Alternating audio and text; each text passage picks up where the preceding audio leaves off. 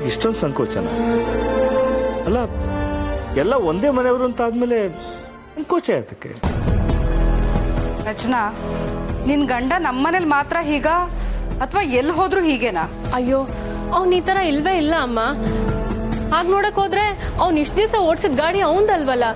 ಅವನಿಗೆ ಸಂಕೋಚ ಇದ್ದಿದ್ರೆ ಅವ್ನ ಆ ಗಾಡಿನೂ ಯೂಸ್ ಮಾಡ್ತಿರ್ಲಿಲ್ಲ. ಆದ್ರೆ ಇಲ್ಲಿಗ್ ಬಂದಾಗಿಂದ ಅವನಿಗೆ ಇದು ತನ್ನ ಮನೆ ಅಲ್ಲ ಅಂತ ಅನ್ಸಿರ್ಬೇಕು.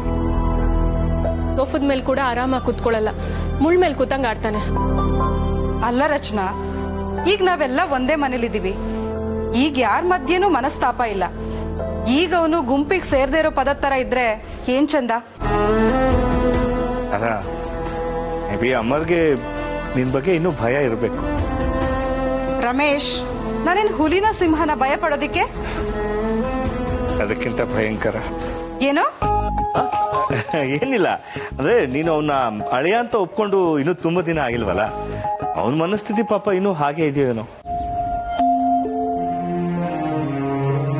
ಆದ್ರೂ ರಮೇಶ್, ನಾವು ಅವನಿಗೆ ಪ್ರೀತಿಯಿಂದ ಕೊಡ್ಸಿರೋ ಗಾಡಿ ಇದು. ತಗೊಂಡ್ ಹೋಗದೆ ಹಾಗೆ ಹೋಗಿದ್ದಾನೆ. ರಚನಾ, ಅವನ್ ಬಂದ ತಕ್ಷಣ ನೀನ್ ಅವನ ಜೊತೆ ಮಾತಾಡ್ಬೇಕು. ನಮ್ ಮನೇಲಿದ್ದು ಅಪರಿಚಿತಂತರ ಇರೋದು ನನಗೆ ಯಾಕೋ ಸರಿ ಕಾಣಿಸ್ತಾ ಇಲ್ಲ. ಸರಿ ಅಮ್ಮ.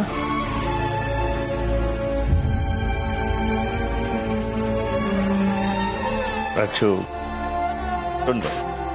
ನೋಡು, ಹೆಣ್ಣಿಗೆ ನಾಚಿಕೆ, ಗಂಡಿಗೆ ಸ್ವಾಭಿಮಾನ ಅವೆಲ್ಲ ಇದ್ರೇನೆ ಶೋಭೆ ತರೋದು.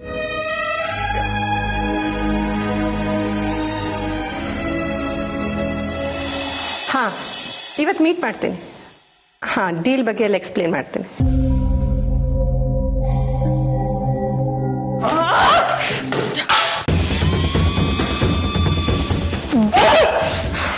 ಏನ್ ಮಾಡ್ತಿದ್ಯಾ ನೀನು? ಏನಾಗಿದೆ ನಿನ್ಗೆ? ಮಾಮ್, ಇದ್ರದ್ದು ಯಾವ ನೆಸೆಸಿಟಿನೂ ಇಲ್ಲ. ಇಲ್ಲ, ಯಾಕೆ ಬೇಬಿ? ಎಲ್ಲ ನನ್ ಭ್ರಮೆ ಮಾಮ್, ಜಸ್ಟ್ ಭ್ರಮೆ ಅಷ್ಟೇ. ನಾವ್ ಏನೇನ್ ಎಕ್ಸ್ಪೆಕ್ಟ್ ಮಾಡ್ತೀವೋ ಅದ್ ಯಾವ್ದು ಆಗಲ್ಲ. ಅದಕ್ಕೋಸ್ಕರ ನಾವ್ ಏನೇನ್ ಪ್ಲಾನ್ ಮಾಡ್ತೀವಿ ನೋಡು, ಅದೆಲ್ಲ ಜಸ್ಟ್ ವೇಸ್ಟ್. ಹಾ, ಸರಿಯಾಗಿ ಹೇಳು, ಏನಾಯ್ತು ಅಂತ.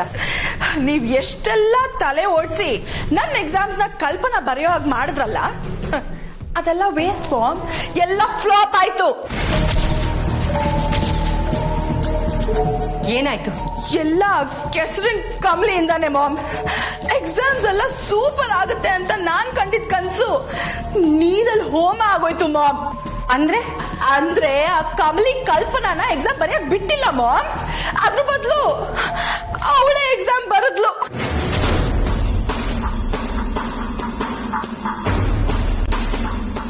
ಅವಳಿಗೆ ಎಲ್ಲ ಕರೆಕ್ಟ್ ಆನ್ಸರ್ಸ್ ಗೊತ್ತಿದ್ರು ನಾನ್ ಹೇಳಿದ್ ರಾಂಗ್ ಆನ್ಸರ್ಸ್ ಬರದ್ಲು ಮಾಮ್ ಅವಳು. ಒಟ್ನಲ್ಲಿ ನನ್ನ ಫ್ಯೂಚರ್ ನ ಸ್ಪಾಯ್ಲ್ ಮಾಡೋದೇ ಆ ಕಮಲಿ ಗುರಿ ಅನ್ಸುತ್ತೆ.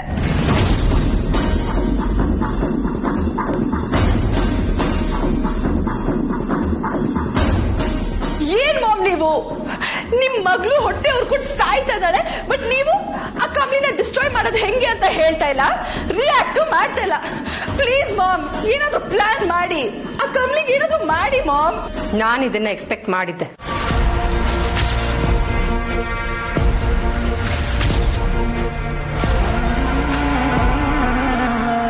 ಏನ್ ಮಾಮ್, ಏನ್ ಎಕ್ಸ್ಪೆಕ್ಟ್ ಮಾಡಿದ್ರಿ? ಕಮಲಿ ನಿನ್ ಪರವಾಗಿ ಎಕ್ಸಾಮ್ ಬರಿಬಹುದು ಅಂತ ನನಗೆ ಗೊತ್ತಿತ್ತು ಬೇಬಿ. ನನಗಿದು ಗೊತ್ತಿರೋ ವಿಚಾರನೆ, ಅದಕ್ಕೆ ನನಗೆ ಸಿಟ್ಟು ಬರ್ತಿಲ್ಲ.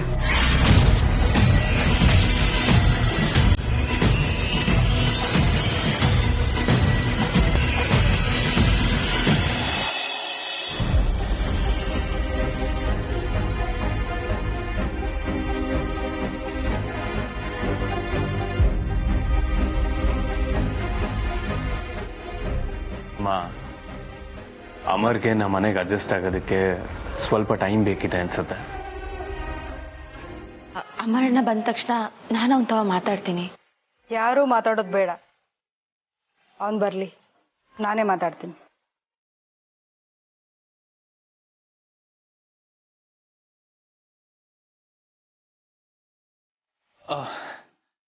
ಎಲ್ರೂ ಇಲ್ಲೇ ಇದ್ದೀರಾ? ಒಳ್ಳೇದಾಯ್ತು. ಅತ್ತೆ, ಸ್ವೀಟ್ಸ್ ತಗೊಳ್ಳಿ.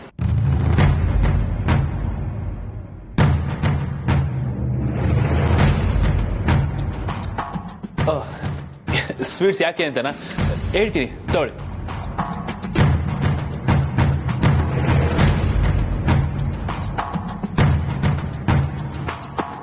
ತಗೊಳ್ಳಿ ಅತ್ತೆ, ಏನಕ್ಕೆ ಅಂತ ಹೇಳ್ತೀನಿ ತಗೊಳ್ಳಿ. ನಿನಗೆ ಗಾಡಿ ಕೊಡಿಸಿದ್ದು ಮನೆ ಮುಂದೆ ನಿಲ್ಸೋಗೋದಿಕ್ಕಲ್ಲ.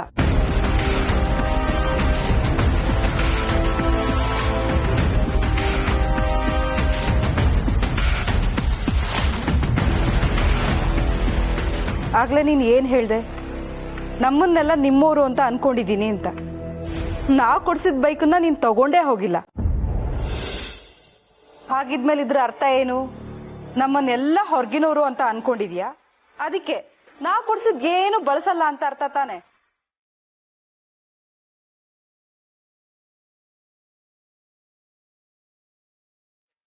ಅತ್ತೆ, ನೀವು ತಪ್ಪು ತಿಳ್ಕೊಂಡಿದ್ದೀರಾ. ಹಾಗೇನಿಲ್ಲ, ಬೈಕ್ ನನಗೆ ಸಖತ್ ಇಷ್ಟ ಆಯ್ತು.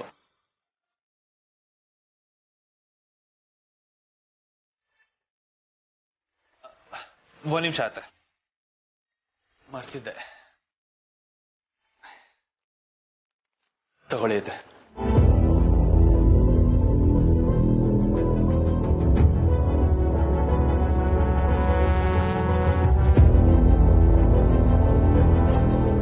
ಏನಿದು?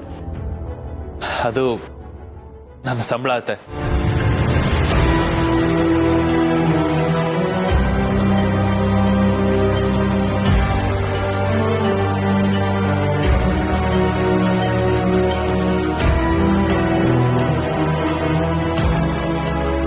ಇಷ್ಟು ದಿನ ಆದ್ರೆ ನನ್ನ ಸಂಬಳನ ಸೀದಾ ತಗೊಂಡ್ಬಂದು ರಚನೆ ಕೈ ಕೊಡ್ತಾ ಇದ್ದೆ. ಅವಳು ಮನೆಯಲ್ಲಿ ಏನೇನ್ ಬೇಕು ಎತ್ತ ಅಂತೆಲ್ಲ ನೋಡ್ಕೋತಾ ಇದ್ಲು. ಆದ್ರೆ ಈಗ ನಾವ್ ಇಲ್ಲಿದ್ದೀವಿ ನಿಮ್ ಜೊತೆ. ನಂದು ರಚನಂದು ಖರ್ಚು ವೆಚ್ಚ ಎಲ್ಲ ನೀವೇ ನೋಡ್ಕೋತಾ ಇದ್ದೀರಾ. ಅದಕ್ಕೆ ಅದು ನಾನು ಈ ತಿಂಗಳು ಸಂಬಳ ಆತೆ.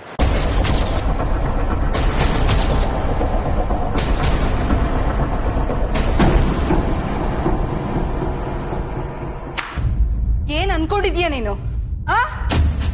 ಕೇಳಿದ್ರ ರಮೇಶ್, ನಿಮ್ ಅಳಿಯ ಹೇಳಿದ ಮಾತನ್ನ? ಅಳಿಯ ಮಗಳಿಗೆ ಊಟ ಹಾಕಿದ್ದಕ್ಕೆ ನಾನ್ ದುಡ್ಡು ತಗೋಬೇಕಂತೆ. ನೋಡ್ದ್ಯಾ ರಚನಾ ನಿನ್ ಗಂಡ ಮಾಡ್ತಿರೋದನ್ನ? ಅತ್ತೆ, ಅದು ಏನ್ ಅನ್ಕೊಂಡಿದ್ಯಾ ನೀನು? ನಾವೆಲ್ಲ ನಿನ್ ಫ್ಯಾಮಿಲಿ ಅಂತ ಅನಿಸ್ತಾ ಇಲ್ವಾ ನಿನ್ಗೆ? ಹೊರಗಿನವ್ರ ತರ ನೋಡ್ತಾ ಇದ್ಯಾ?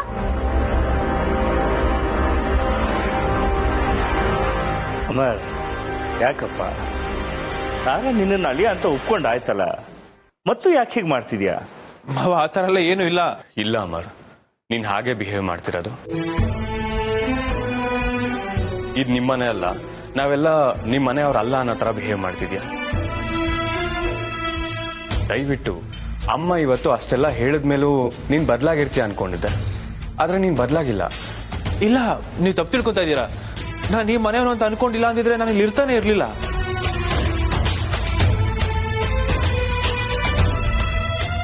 ಯಾಕಣ್ಣ ನಿನ್ ಸಂಬಳನ ಅತ್ತೆಗೆ ತಗೊಂಬಂದ್ ಕೊಡ್ತಿದ್ಯಾ? ತಂಗ್ಯವ್ವ, ನೀನ್ ಅಲ್ಲ. ಇಲ್ಲ ಅಣ್ಣ, ನೀನ್ ನಮ್ ಜೊತೆಗೆಲ್ಲ ಸರಿಯಾಗಿ ಬೆರೀತಾ ಇಲ್ಲ. ಹೌದು ಅಮರ್, ನಾನು ಅದನ್ನು ಗಮನಿಸಿದ್ದೀನಿ. ನೋಡಪ್ಪ, ನಿನಗೆ ನಮ್ಮ ಮನೇಲಿ ಉಸಿರು ಕಟ್ಟ ಹಾಗೆ ಅನ್ನಿಸ್ತಾ ಇದ್ರೆ, ನಮಗಳ ಜೊತೆ ಬೆರೆಯೋದಕ್ಕೆ ಕಷ್ಟ ಆಗ್ತಿದ್ರೆ ದಯವಿಟ್ಟು ಓಪನ್ ಆಗಿ ಹೇಳ್ಕೊಂಡ್ಬಿಡು.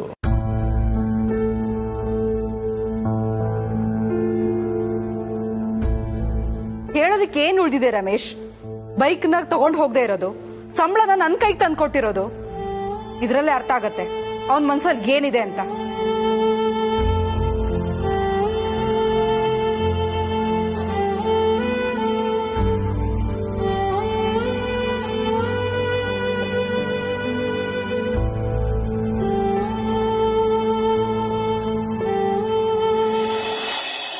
ವಾಟ್? ನೀವ್ ಇದನ್ನ ಎಕ್ಸ್ಪೆಕ್ಟ್ ಮಾಡಿದ್ರ mom? Yes baby. Enough mom. ನನ್ ಮುಂದೆ ಸೋಲ್ ಒಪ್ಕೊಳಕ್ ಆಗಲ್ಲ ಅಂತ ಏನೋ ಹೇಳ್ಬೇಡಿ ನೀವು. I am already very upset, so please please baby, ನಾವ್ ಯಾವ್ದಾದ್ರು ಪ್ಲಾನ್ ಮಾಡಿದಾಗ ಪ್ರತಿ ಸಲ ಅದು 100% ಸಕ್ಸಸ್ ಆಗೇ ಆಗುತ್ತೆ ಅಂತ ಹೇಳಕ್ ಆಗಲ್ಲ. ಆಕಾಶ ತುಂಬಾ ಮೋಡ ಕವ್ದಿದ್ರು ಪ್ರತಿ ಸಲ ಮಳೆ ಬರುತ್ತೆ ಅಂತ ಹೇಳಕ್ಕಾಗಲ್ಲ, ಯಾಕಂದ್ರೆ ಗಾಳಿ ಬಂದು ಅದನ್ನ ತಡೆದಿರುತ್ತೆ. ಸೊ ಪ್ಲಾನ್ ಏನ ಮಾತ್ರ ನಂಬ್ಕೊಂಡು ಯಾವತ್ತೂ ಬದುಕಬಾರ್ದು ಬೇಬಿ. ಪ್ಲಾನ್ ಬಿನು ಲೈಫಲ್ಲಿ ಇಂಪಾರ್ಟೆಂಟ್ ಆಗುತ್ತೆ. ನನಗೆ ಅರ್ಥ ಆಗ್ತಿಲ್ಲ ಮಾಮ್. ನಾನು ಫಸ್ಟ್ ಪ್ಲಾನ್ ಬಿನ ಯೋಚನೆ ಮಾಡಿ ಆಮೇಲೆ ಪ್ಲಾನ್ ಎ ಬಗ್ಗೆ ಯೋಚನೆ ಮಾಡ್ತೀನಿ. ಓಕೆ, ಈ ಪ್ಲಾನ್ ಬಿ ಏನು ಮಾಮ್? ಪ್ಲಾನ್ ಎ ಫ್ಲಾಪ್ ಆಗಿದ್ರು ಪ್ಲಾನ್ ಬಿ ಮುಖಾಂತರ ನಾವ್ ಅನ್ಕೊಂಡಿದ್ದನ್ನ ನಾವು ಸಾಧಿಸ್ಬೋದು. ಎಕ್ಸಾಮ್ ಯಾರೇ ಬರ್ದಿರ್ಲಿ, ನೀನು ಒಳ್ಳೆ ಮಾರ್ಕ್ಸ್ ತಗೊಂಡೇ ತಗೋತೀಯ ಆ್ಯಂಡ್ ಕಮ್ಲಿಗಿಂತ ಜಾಸ್ತಿ ಮಾರ್ಕ್ಸ್ ತಗೋತೀಯ. ಮಾಮ್, ನೀವ್ ಏನ್ ಹೇಳ್ತಿದ್ದೀರಾ? ನಂಗೆ ಒಂದು ಅರ್ಥ ಆಗ್ತಿಲ್ಲ. ಅದೇನು ಅಂತ ಬಿಡ್ಸ್ ಹೇಳಿ ಮಾಮ್. ಟೈಮ್ ಬಂದಾಗ ಹೇಳ್ತೀನಿ. ನೋ ಮಾಮ್, ಈಗಲೇ ಅದೇನು ಅಂತ ಹೇಳಿ. ಬೇಬಿ ಪ್ಲೀಸ್, ಹಠ ಮಾಡಬೇಡ. ನಾನು ಎಲ್ಲಾನು ನೀಟಾಗಿ ಪ್ಲಾನ್ ಮಾಡಿದ್ದೀನಿ. ನೀನು ಟೆನ್ಷನ್ ಮಾಡ್ಕೋಬೇಡ, ಕೂಲ್ ಆಗಿರು. ನೋಡು ಬೇಬಿ, ಯಾವುದೇ ಕಾರಣಕ್ಕೂ ನೀನು ಟೆನ್ಷನ್ ಮಾಡ್ಕೊಂಡು ಈ ಥರ ಬ್ಯಾಂಡೇಜ್ನೆಲ್ಲ ಕಿತ್ತು ಹಾಕ್ಬೇಡ. ಯಾರಾದರೂ ಇದನ್ನೆಲ್ಲ ನೋಡಿದ್ರೆ ನಮ್ಮ ಗತಿ ಏನಾಗುತ್ತೆ ಅಂತ ಯೋಚನೆ ಮಾಡಿದ್ಯಾ? ಫಸ್ಟ್ ನೀನು ಈ ಬ್ಯಾಂಡೇಜ್ನ ಹಾಕು, ಆರಾಮಾಗಿ ಕೂತ್ಕೋ, ಆಮೇಲೆ ನಿನ್ಗೆಲ್ಲ ಗೊತ್ತಾಗುತ್ತೆ. ನೋ ಮಾಮ್, ನೀವೀಗ ರಿಲ್ಯಾಕ್ಸ್ ಆಗುವಂತ ಹೇಳ್ತಿದ್ದೀರಾ. ಬಟ್ ನಾಳೆ ಎಕ್ಸಾಮ್ಗೆ ನಾನು ಓದ್ಬೇಕಲ್ವಾ ಮಾಮ್? ಅದು ಹೇಗೆ ರಿಲ್ಯಾಕ್ಸ್ ಆಗ್ಲಿ ನಾನು? ನೀನ್ ಓದಿ ಕಷ್ಟ ಪಡ್ಬೇಕೋ ಬೇಡೋ ಅಂತ ಇನ್ ಸ್ವಲ್ಪ ಹೊತ್ತಲ್ಲೇ ಗೊತ್ತಾಗುತ್ತೆ. ಕೂಲ್.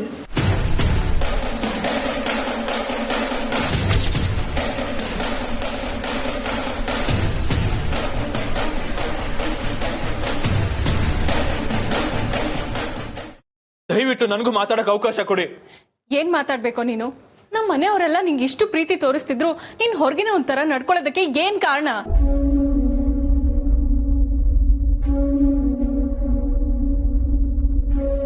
ನಾನೊಬ್ಬ ಕಳ್ಳ ಆಗಿದ್ದವನು, ಕದ್ದು ತಿಂದು ಬದುಕ್ತಾ ಇದ್ದವನು. ಬಿಟ್ಟಿ ಸಿಕ್ಕಿ ತಿಂತಿದ್ದೆ, ಯಾಮಾರ್ಸ್ ತಿಂತಾ ಇದ್ದೆ, ಮೋಸ ಮಾಡಿ ತಿಂತಿದ್ದೆ. ಆದ್ರೆ ಮೈ ಬಗ್ಸಿ ದುಡ್ದು ತಿನ್ಬೇಕು ಅನ್ನೋದನ್ನ ಕಲ್ತಿದ್ದು ರಚನೆಯಿಂದ.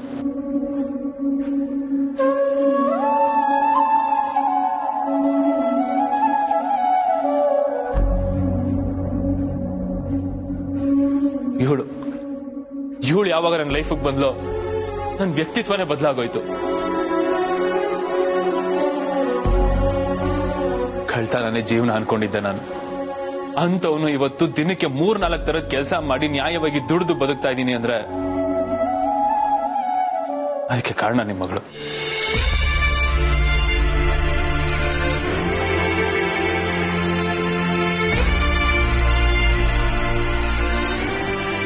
ನಾನು ಸ್ವಾಭಿಮಾನ ಅನ್ನೋದನ್ನ ಕಲ್ತಿದ್ದೆ ನಿಮ್ಮ ಮಗಳಿಂದ. ಆತ ಇಂಥ ಮಗಳನ್ನ ಎತ್ತಿರೋ ನೀವು ನಿಮ್ ಒಪ್ಪಿಗೆ ಇಲ್ದೇನೆ ಮದ್ವೆ ಆದ್ರೂ ದೊಡ್ಡ ಮನ್ಸು ಮಾಡಿ ನಮ್ಮನ್ನ ಒಪ್ಕೊಂಡು ನಿಮ್ಮ ಮನೆಯವರಲ್ಲಿ ನನ್ನನ್ನು ಒಬ್ಬನಾಗಿ ನೋಡ್ತಾ ಇರೋ ನಿಮ್ಮನ್ನ ಹಿಂಗತ್ತೆ ನಾನು ಹೊರಗಿನವರು ಅನ್ಕೋತೀನಿ. ನೀವೆಲ್ಲರೂ ನನ್ನವರು. ಆದ್ರೆ ನೀವು ಕೊಟ್ಟಿರೋ ವಸ್ತುಗಳನ್ನು ಬಳಸಕ್ ಮಾತ್ರ ನನಗೆ ಮನ್ಸಾಗ್ತಿಲ್ಲ. ಯಾಕಂದ್ರೆ ಮತ್ತೆ ಪ್ರತಿಯೊಂದು ಹೆಣ್ಣಿಗೂ ತನ್ನ ಗಂಡ ಸ್ವಾಭಿಮಾನಿಯಾಗಿರ್ಬೇಕು ಅಂತ ಆಸೆ ಇರುತ್ತೆ. ಸ್ವಂತ ದುಡಿಮೆಯಿಂದ ನಾನು ಅವತ್ತು ನನ್ನ ಹೆಂಡತಿಗೆ ಒಂದು ಮೊಳ ಹೂ ತಂದು ಕೊಟ್ಟೆ. ಅವತ್ತು ಅವಳು ಅದರಲ್ಲಿ ಸ್ವರ್ಗನೇ ಕಂಡಷ್ಟು ಖುಷಿ ಪಟ್ಲು. ನಾನು ನನ್ನ ಕಣ್ಣಾರ ನೋಡಿದ್ದೀನಿ. ಅದಕ್ಕೆ ಆ ಒಂದು ಕಾರಣಕ್ಕೆ ನನ್ನ ಸ್ವಂತ ದುಡಿಮೆಯಿಂದ ಎಲ್ಲಾನು ತಗೋಬೇಕು ಅಂತ ಅನಿಸ್ತೇ ಹೊರತು ನಿಮ್ಮನ್ನ ಹೊರಗ್ನವರಾಗಿ ನೋಡ್ತಾ ಇದ್ದೀನಿ ಅಂತ ಅಲ್ಲ. ಆತ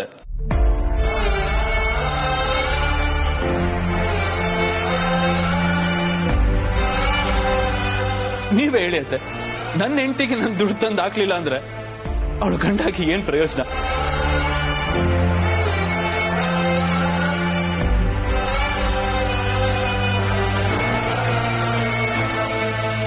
ಇನ್ನೊಂದು ವಿಷಯ ಆತ, ನನ್ನನ್ನ ಈ ಮನೆಗೆ ನೀವು ಸೇರಿಸ್ಕೊಂಡಿರೋದೇ ದೊಡ್ಡ ವಿಷಯ, ಖುಷಿ ವಿಷಯ. ನಾನು ಅದರಲ್ಲೇ ಸಂತೋಷವಾಗಿರ್ತೀನಿ, ನನಗಷ್ಟೇ ಸಾಕು. ಆದ್ರೆ ದಯವಿಟ್ಟು ಇದನ್ನ ದುರಹಂಕಾರ ಅಂತ ಮಾತ್ರ ಅನ್ಕೋಬೇಡಿ. ಸ್ವಾಭಿಮಾನ ಅಷ್ಟೇ, ಅದಕ್ಕೆ ಬೆಲೆ ಕೊಡಿ.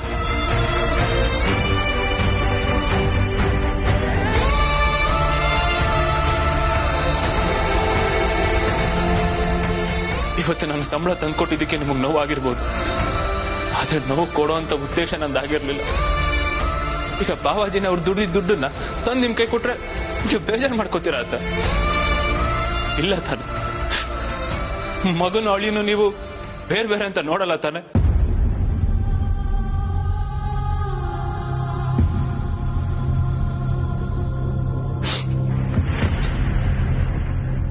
ನಾನು ಸಂಬಳ ತಂದ್ಕೊಟ್ಟಿದ್ದು ಅತ್ತೆಗಲ್ಲ, ನಮ್ಮಮ್ಮಂಗೆ.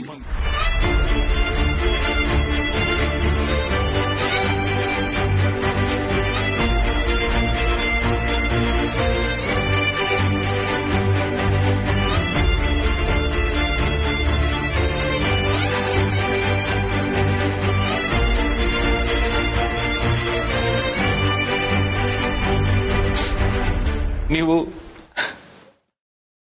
ನನಗಮ್ಮ.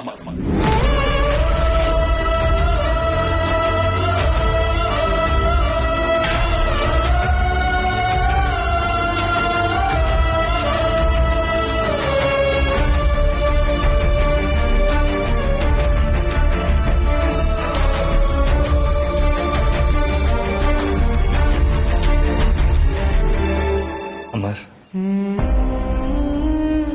ಸಾರಿಪ್ಪ, ನಾವೆಲ್ಲ ನಿನ್ನ ತಪ್ಪು ತಿಳ್ಕೊಂಡ್ಬಿಟ್ಟಿದ್ವಿ. ಚೇಚೆ ಮಾವ, ಏನ್ ಮಾತಾಡ್ತೀರಾ? ನಿಮಗೆಲ್ಲ ನೋವು ಕೊಟ್ಟಿರೋದು ನಾನು ಸಾರಿ ಕೇಳಬೇಕು. ದಯವಿಟ್ಟು ನನ್ನ ಕ್ಷಮಿಸ್ಬಿಡಿ. ಇಲ್ಲ ಅಮರ್, ನಾವು ನಮ್ಮ ಪಾಯಿಂಟ್ ಆಫ್ ವ್ಯೂ ಇಂದ ಮಾತ್ರ ಯೋಚನೆ ಮಾಡಿದ್ವಿ. ನಿನ್ ಮನ್ಸಲ್ಲಿ ಏನ್ ನಡೀತಿದೆ ಅಂತ ನಾವು ಅರ್ಥನೇ ಮಾಡ್ಕೊಳ್ಳಿಲ್ಲ. ಅಮರ್, ಸಾರಿ.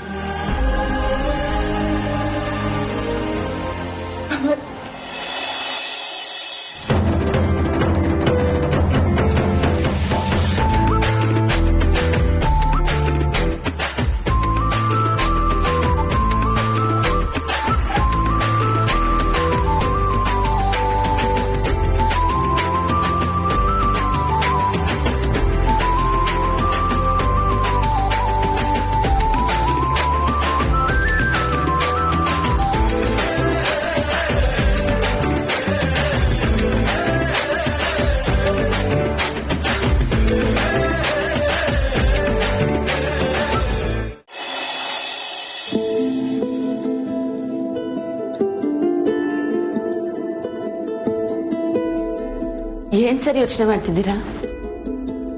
ನಿಮ್ಮ ಅಣ್ಣನ ಬಗ್ಗೆ ಯೋಚನೆ ಮಾಡ್ತಾ ಇದ್ದೆ. ಅಣ್ಣನ್ ಬಗ್ಗೆನಾ? ಏನ್ ವಿಷಯ ಸರ್? ಅಮರ್ ತುಂಬಾನೇ ಎಮೋಷನಲ್, ನೋಡೋದಕ್ಕೆ ರಫ್ ಅಂಡ್ ಟಫ್. ಅವನ್ ಮಾತು ತುಂಬಾ ಹೊರಟು, ಆದ್ರೆ ಅವನ್ ಮನ್ಸು ತುಂಬಾನೇ ಮೃದು. ಮಾತಾಡ್ತಾ ಮಾತಾಡ್ತಾ ಅತ್ತೆ ಬಿಟ್ಟ. ಅವನ್ ತುಂಬಾನೇ ಮುಗ್ಧ ಸರ್. ಅವನ್ ಮನ್ಸು ಮಗು ತರ. ಒಂದಂತೂ ನಿಜ ಕಮ್ಲಿಯವರ, ಅಮರ್ ರಚನನ್ನ ತುಂಬಾನೇ ಪ್ರೀತಿ ಮಾಡ್ತಾನೆ. ನಾನೇ ರಚನೆಗೆ ಗಂಡು ಹುಡುಕಿದ್ರು ಈ ತರ ಹುಡುಗ ಸಿಗ್ತಿರ್ಲಿಲ್ಲ ಅನ್ಸುತ್ತೆ. ಅವ್ರಿಬ್ರು ಮದ್ವೆನ ನಾನು ಅಪೋಸ್ ಮಾಡಿದೆ ಅಂತ ಈಗ ಒಂಥರ ಫೀಲ್ ಆಗ್ತದ. ಇದಕ್ಕೆ ಅಲ್ವಾ ಸರ್ ಈ ಶ್ರೀಮಂತಿಕೆ, ಆಸ್ತಿ, ವಿದ್ಯೆ, ಅಂತಸ್ತು ಇದ್ಯಾವುದು ಲೆಕ್ಕಕ್ಕೆ ಬರಲ್ಲ ಅಂತ ಹೇಳೋದು. ಇದೆಲ್ಲ ಇರೋ ಹುಡುಗನ ಹುಡುಕಿದ್ರುವೆ ರಚನಾ ಇಷ್ಟೊಂದು ಖುಷಿಯಾಗಿರ್ತಿರ್ಲಿಲ್ಲ. ಪ್ರೀತಿ ಮುಂದೆ ಇದ್ಯಾವುದು ಲೆಕ್ಕಕ್ಕೆ ಬರಲ್ಲ ಅಲ್ವಾ ಸರ್? ಅವಳನ್ನ ಇಷ್ಟೊಂದು ಪ್ರೀತಿಸೋ ಹುಡ್ಕ ಸಿಕ್ಕಿರೋದಕ್ಕೆಯ ಅವಳು ಇವಾಗ ನಗ್ನಗ್ತಾ ಇರೋದು. ಎಸ್ ಕಮ್ಲಿ ಅವರೇ, ನನ್ನ ತಂಗಿ ಜೀವನ ಚೆನ್ನಾಗಿದೆ, ನಾನು ಖುಷಿಯಾಗಿದ್ದೀನಿ. ನಿಮ್ಮಣ್ಣ ತುಂಬಾನೇ ಒಳ್ಳೆಯವನು. ಏನ್ ಸರ್ ನೀವು ಆಟೋತಿಂದ ನಿಮ್ಮ ಅಣ್ಣ ಅಂತ ಹೇಳ್ತಿದ್ದೀರಾ? ಅವನು ನಮ್ಮ ಅಣ್ಣ ಮಾತ್ರ ಅಲ್ಲ, ಮತ್ತೆ ನಿಮ್ಮ ಹೆಂಡತಿಗೆ ಅಣ್ಣ ಕೂಡ. ನಾನು ಅದನ್ನೇ ಅಲ್ವಾ ಹೇಳಿದ್ದು. ಸರ್ ಅಷ್ಟೇ ಅಲ್ಲ, ಅವನು ನಿಮ್ ತಂಗಿಗೆ ಗಂಡ ಕೂಡ. ಹಂಗಂದ್ಮೇಲೆ ನೀವು ಅವನ್ನ ಏನಂತ ಕರಿಬೇಕು ಹೇಳಿ? ಏನಂತ ಕರಿಬೇಕು? ನಮ್ ಕಡೆ ಲಕ್ಷಣವಾಗಿ ಬಾವ ಅಂತ ಕರೀತಾರೆ. ಓ ಸರ್ ನೀವು ನಮ್ಮ ಅಣ್ಣನ್ನ ಬಾವ ಅಂತಾನೆ ಕರೀರಿ, ಚಂದಾಗಿರ್ತೈತೆ. ಸರಿ, ನೆಕ್ಸ್ಟ್ ಟೈಮ್ ಇಂದ ಕರಿತೀನಿ. ಗುಡ್ ನೈಟ್, ಮಲ್ಕೋ. ಸರ್ ಸರ್ ಸರ್ ಅದೆಲ್ಲ ನಂಗೆ ಗೊತ್ತಿಲ್ಲ, ನೀವು ಇವಾಗ್ಲೇ ಕರಿಬೇಕು. ಇವಾಗ್ಲಾ? ನೋಡಿ ಸರ್, ಅಮರಣ್ಣನ್ ಮ್ಯಾಕೆ ನಿಮ್ಗೆ ಮೊದ್ಲು ಒಳ್ಳೆ ಅಭಿಪ್ರಾಯ ಇರ್ಲಿಲ್ಲ. ಅವನ್ ಮುಖ ನೋಡಿದ್ರೇನೆ ಕೋಪ ಮಾಡ್ಕತ್ತಿದ್ರಿ. ಆದ್ರೆ ಇವಾಗ ಹಂಗಲ್ಲ, ಅವನ್ ಒಳ್ಳೆ ಗುಣಗಳೆಲ್ಲ ನಿಮಗ್ ಗೊತ್ತಾಗೈತೆ. ಆದ್ರೆ ಮನ್ಸ್ ಬಿಚ್ಚಿ ಮಾತಾಡೋದಕ್ಕೆ ಮುಜುಗರ. ಹೌದು ಅಲ್ವೋ? ಮತ್ತೆ ಇದನ್ನೆಲ್ಲ ನನ್ ಮುಂದೆ ಹೇಳಿ ಏನು ಪ್ರಯೋಜನ ಇಲ್ಲ. ಯಾರ್ ಮುಂದೆ ಹೇಳ್ಬೇಕೋ ಅವ್ರ ಮುಂದೆನೆ ಹೇಳಿ. ಹೋಗಿ ಸರ್, ಅಮರಣ್ಣನ್ ತವ ಇದನ್ನೆಲ್ಲ ಹೇಳಿದ್ರೆ ಅವನ್ಗೂ ಸ್ಯಾನೆ ಖುಷಿ ಆಯ್ತೈತೆ, ನಿಮ್ಗೂ ಮನ್ಸ್ ಹಗುರ ಆಯ್ತೈತೆ. ಹೇಳ್ತೀನಿ ಕಮಲಿ ಅವರೇ, ಆದ್ರೆ ಇಷ್ಟು ರಾತ್ರಿ ಹೋಗಿ ಹೇಳೋದು ಆಡ್ ಅನ್ಸುತ್ತೆ. ಸರ್, ಆಡು ಇಲ್ಲ ಕುರಿನೂ ಇಲ್ಲ. ನೋಡಿ ಸರ್, ಕೆಟ್ಟದನ್ನ ಯಾವತ್ತೂ ಹೇಳ್ಬಾರ್ದು. ಹೇಳ್ಲೇಬೇಕು ಅಂತ ಪರಿಸ್ಥಿತಿ ಬಂದಾಗ ಆದಷ್ಟು ತಡವಾಗೆ ಹೇಳ್ಬೇಕು. ಆದ್ರೆ ಒಳ್ಳೇದನ್ನ ಹೇಳ್ಬೇಕಾದ್ರೆ ಹಂಗಲ್ಲ, ಅನ್ಸಿದ ತಕ್ಷಣ ಹೇಳ್ಬಿಡ್ಬೇಕು. ಜೊತೆಲಿ ಸರ್, ಹೋಗಿ. ಅಯ್ಯೋ ಸರ್, ಇನ್ನು ಏನ್ ಯೋಚನೆ ಮಾಡ್ತಿದ್ದೀರಾ? ಜೊತೆಲಿ ಮ್ಯಾಕೆ ಹೋಗಿ, ಅಮರಣ್ಣನ್ ತವ ಹೋಗಿ ಬಾವ ಅಂತ ಕರ್ಬಿಟ್ ಬನ್ನಿ. ಅಲ್ಲ ಕಮಲಿ,